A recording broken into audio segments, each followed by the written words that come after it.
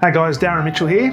I trust you're doing well. I was having a conversation yesterday with a sales leader and he was sharing with me that there's still a level of frustration that's happening within his team, particularly with some of the more senior guys over the isolation they're finding themselves in and not being able to do work face-to-face with their clients. Many of them are finding it quite difficult to go back to the old ways of picking up the phone and actually having a conversation over the telephone with their customers. And he said an interesting thing, in that right now he's finding that strategy is the least important thing. Strategy, in fact, has been thrown out the window and he's more focused on tactics, so the day-to-day tactics. But he said something really interesting on top of that. And he said, now more than ever, he's focusing on the culture and how he's trying to keep his team together. Given that most of his team are now, even though they're isolated, but they're still working in various parts of the state, they are finding it difficult to interact with each other. So his role as a leader now is to be even more focused on developing the culture. Now, in the best of times, I believe, and I'm a firm believer of this, that culture will always eat strategy for breakfast every single day. Now, don't get me wrong, strategy is still really important and you need to have a strategy in place, whether you're a sales team, a normal team, or a business.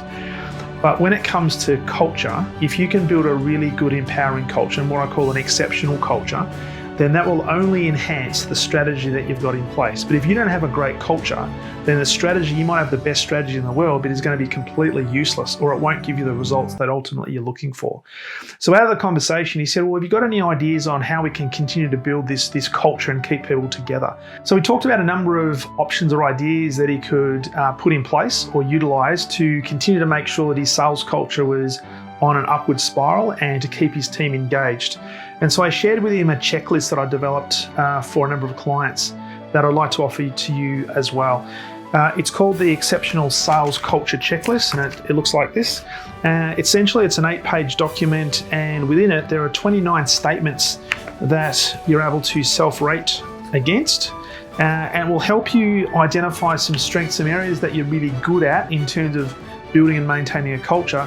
But what it will also do is identify perhaps some gaps or some shortfalls that you might have, that if you can identify those and then work on them, that will help you enhance your sales culture and hence your team engagement. So I wanted to offer that for you today. Hopefully that would be of service to you. If you wanted a copy of this checklist, and it looks like this number of pages of questions or statements, simply comment in the comments below checklist and I'll be sure to get that sent to you. But what it does, it gives you an opportunity to identify the areas, as I said, that you're really strong in, but also some areas that perhaps you've got some shortfalls in.